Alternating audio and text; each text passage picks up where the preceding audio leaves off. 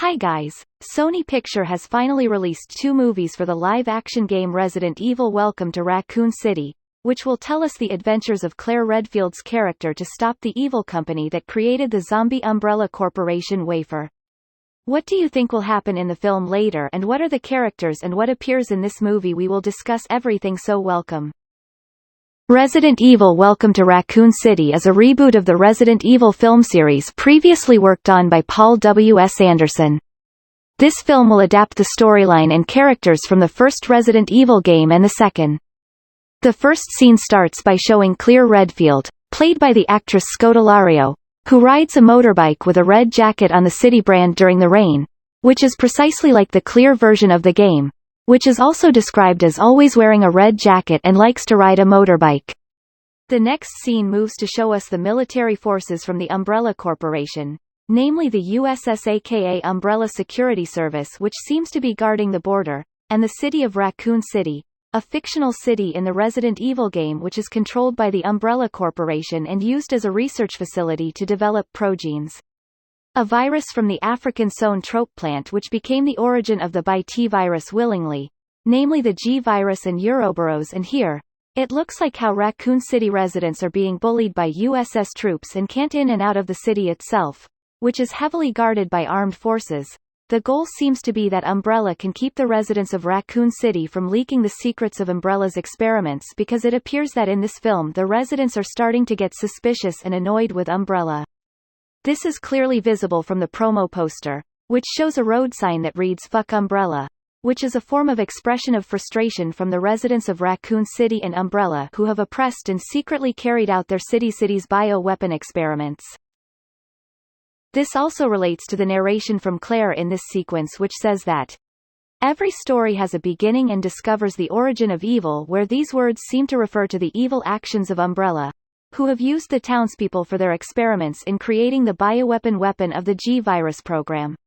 In addition, among troops with Umbrella, we can see a character that looks like a hunk from a gas mask with a distinctive decorative style, which in the game Hunk is told as the USS operator and the leader of the USS Alpha team. Who was in charge of stealing the G virus from William Burke in the second Resident Evil event, where this story looks like it will be exported up in this film with the emergence of some related details in the next scene. Another side, we are then shown the time setting of this film, which is September 30, 1958, which is considered different from the Resident Evil 2 game, which takes place on September 29, 1998, where the arrival of Claire, coinciding with the start of the zombie outbreak, which took place in Raccoon City. It is reported that in this film, Claire is told as in the game as the sister of Chris Redfield's character and is played by Robbie Email, who is said as a former resident of an orphanage in Raccoon City, who has always believed in conspiracy theories about evil plans and the influence of the Umbrella Corporation in their orphanage in Raccoon City is different from his brother Chris, who here is more skeptical and doesn't care about this problem. Next scene in the second trailer. After being away from Raccoon City for a long time, it was clear that he finally returned to his origins to stop the Umbrella Corporation and let Chris know about Umbrella, who had poisoned Raccoon City. So here, he brings new evidence in the form of a videotape containing a recording of a conspiracy theorist who reviewed the Umbrella crime and asked Claire to investigate it. Wherein the Resident Evil 2 game conspiracy theories itself is a journalist who was arrested by the Raccoon City police after he investigated a murder case on Mount Archley near Raccoon City.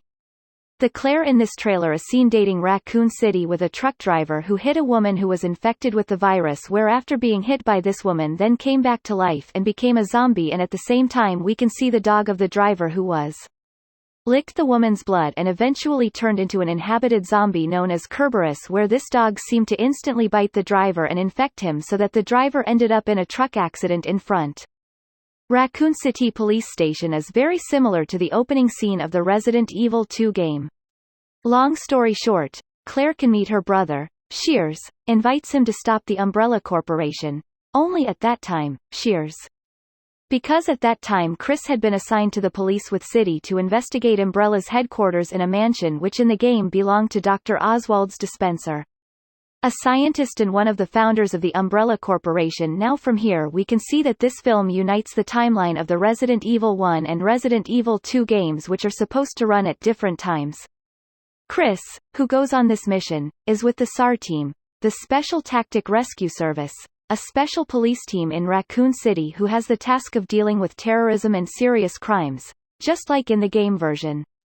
Here, Chris is accompanied by his partner, Jill Valentine, Albert Wesker, Richard Sind and a helicopter pilot named Brad Vickers, who in the trailer looks like he was attacked by zombies. And the others entered Umbrella's mansion, which finally made him turn into a zombie and crashed his helicopter into the next Umbrella mansion. In another scene we can see Chris, Jill, Albert and Richards who have entered the Umbrella mansion here, which looks exactly like in the game, where under the leadership of Albert Wesker, they carried out a mission to investigate a virus created by the Umbrella Corporation, which is certainly different from the version of the game where the Alpha Star team led by Albert Wesker came to investigate the disappearance of the team's Bravo at the mansion Umbrella. Here at the mansion, we can see Richard, the icon which is in the same team as Chris, where they then find scientists who have become zombies and attack them with other zombies.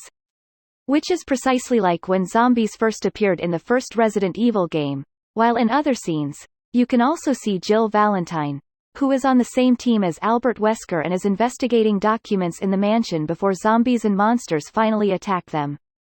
She was named Lisa Trevor, who in the game is told as the daughter of George Trevor, the maker of Gripping Willingly, which is then used as the object of an Umbrella experiment with Jessica's mother, where this experiment eventually turns her into a monster who likes to collect faces from each of her victims. The presence of Lisa Trevor in this film is arguably very important because Lisa's blood is, in fact, the origin of the Golgotha Brow virus G-virus, which was developed by Dr. William Birkin, who became the main film of this film. Even because in this movie we are not shown the monster tyrant, it is possible that Lisa Trevor will be the main boss that STAR members have to deal with so they can escape from the Umbrella Mansion.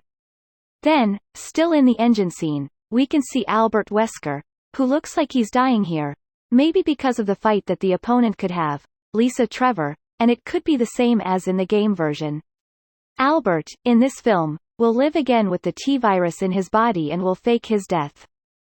Because in fact he is a former Umbrella employee disguised as a member of the SAR team so that he can get samples of the Progene virus that was made by Umbrella and will be sold to rival Umbrella companies. And met a rookie cop, Leon Kennedy, who doesn't look like the game version of Leon. Next we are shown the figure of the police chief from the Raccoon City department. Namely Chief Brian Irons, played by Donalove, who in the game is told as the person who was bribed by Umbrella to cover up the murder incident in Raccoon City, and in the movie we can see him repeatedly trying to save himself from zombies. Outbreak begins with, he ordered his men to close the police gates so he could avoid the zombie attacks that had begun to surround the police station. Until finally, he fled to the parking lot and was attacked by the Cerebro's truck driver's dog. Previously the scene moved to show us Claire starting to cooperate with Leon to find out the cause of the zombie outbreak here, and it looks like Claire giving Leon a vest which looks like a game. And here we can see the two of them who managed to find experimental files from the Umbrella Corporation. The files themselves consist of a roll of film that shows a video of William Birkin's experiments on two twins.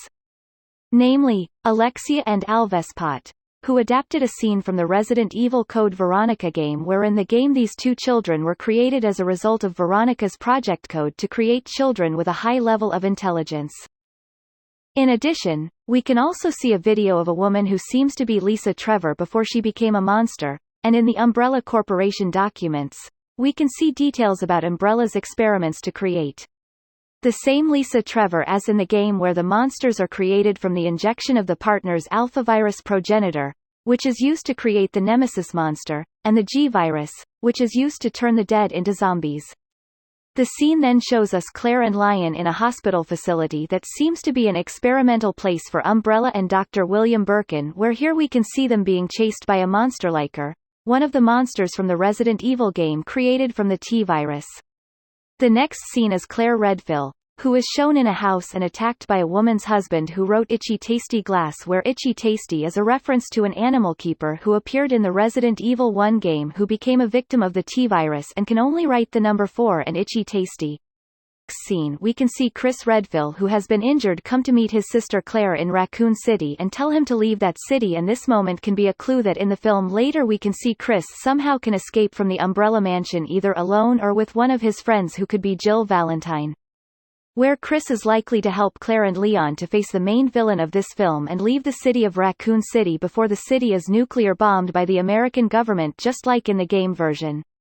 Next, in another scene, we finally get to see the main villain of this film, namely Dr. William Birkin, and in the game, he is described as one of the Umbrella scientists who became the creator of the T-virus and the G-virus. Then in another scene we can see William Birkin ordering his son Sherry Birkin to quickly leave their house, and this relates to the next scene when William Birkin is seen securing his research assets and tells Sherry and his wife Annette that this asset is the results of his work and he will not give this to anyone else, and it seems this is the moment when the film tries to take away a sample of one of the progene viruses when the outbreak occurred in Raccoon City. Which actually became the right moment for William to escape with the sample and his family from the supervision of the Umbrella Corporation, which was being attacked by outbreak zombies in Raccoon City. This actually relates to the game version of William Birkin's storyline, which was told that he had become a traitor to Umbrella. After he wasn't appointed as an executive, he was told he was trying to sell the G-virus to the American government, which Umbrella finally found out, and sent the USS troops to take the G-virus from William, where this seems to be adapted in the film later. Therefore it's not surprising that in one of the trailers we can see the figure of Hunk and his troops. Obviously what Umbrella might have assigned to take the assets of the virus progenitor that was planned to be taken away and sold to William Birkin, and yes, it's still a mystery in this film, is that the character of Sherry Birkin has not been known until now, whether it's like in the game, which shows the figure of Sherry Birkin as a child who was saved by Lion and Claire from infection with the G-virus, or it could be Sherry may be the main reason why William Birkin finally created the G-virus at the Umbrella Corporation, because if the virus could have been created by William to cure chronic illness from Sherry.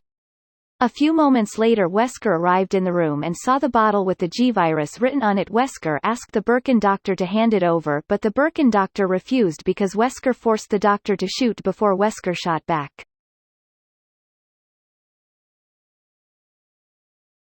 Seeing that, I took Wesker's gun faster. Unfortunately, then Wesker realized that Sherry had disappeared. Worse yet, Birkin's doctor also injected himself with the G-virus. When Wesker was about to leave, suddenly Sherry came back and threatened him, but Jill, who immediately shoots Wesker while Chris goes straight to Sherry. Then in a dying state Wesker says Umbrella will destroy Raccoon City, so asks Jill to go through the train tunnel below where they are now. Then Jill, Chris and Sherry decided to go to the subway at the same time. The Dr. Birkin, who had injected himself, suddenly got up, and while walking the Dr. Birkin started to mutate, hearing Chris' horrible screams asking Jill and Sherry to hide, while he, who hasn't made it through the gap wall, forced to look for another hiding place apparently right beside Chris again, continues to experience mutations. Dr. Birkin also tells all his lies about Chris, which is considered too easy to deceive. Then Dr. Birkin, who turns out to know where Chris is hiding, immediately attacks. But surprisingly Claire came to save Chris and was disappointed with what Dr. Birkin said, so Chris was forced to finish him. A moment later Leon came to invite them leave soon. Next Chris, Claire, Jill, Sherry and Leon unite to head for the subway. Too bad they don't. If Dr. Birkin turns out to be alive at 5:55 a.m. with only 5 minutes remaining before Raccoon City is destroyed, Jill and Leon manage to start this subway and immediately send them on their way. Chris also apologizes for never listening to Claire. Then right on at 6 o'clock the mansion collapsed, and this also caused their carriage to go off track and stop at the same time. There was a roar from the Birkin doctor, followed by the sound of footsteps on the train. Become a very terrible monster. Unfortunately the monster managed to grab Claire, but Claire was still able to save himself by attacking the doctor's face and ended up sticking to the monster's chest. When Claire and Chris were cornered, finally Leon, who had been unable to do anything, managed to destroy the monster. A moment later, the city of Raccoon City was seen ravaged, and then it was seen clear. Jill, Christ, Sherry and Leon, who came out of the underground tunnel safely. Elsewhere, Wesker Island woke up from the body bag but could not see anything. After a while a woman came. Said it was a side effect of their attempt to bring him back after being given Wesker's sunglasses, being able to see the woman, who turned out to be named Ada Wong. Okay, thank you for watching until the end of this video. Sorry for our imperfections. Hope you are entertained and healthy always.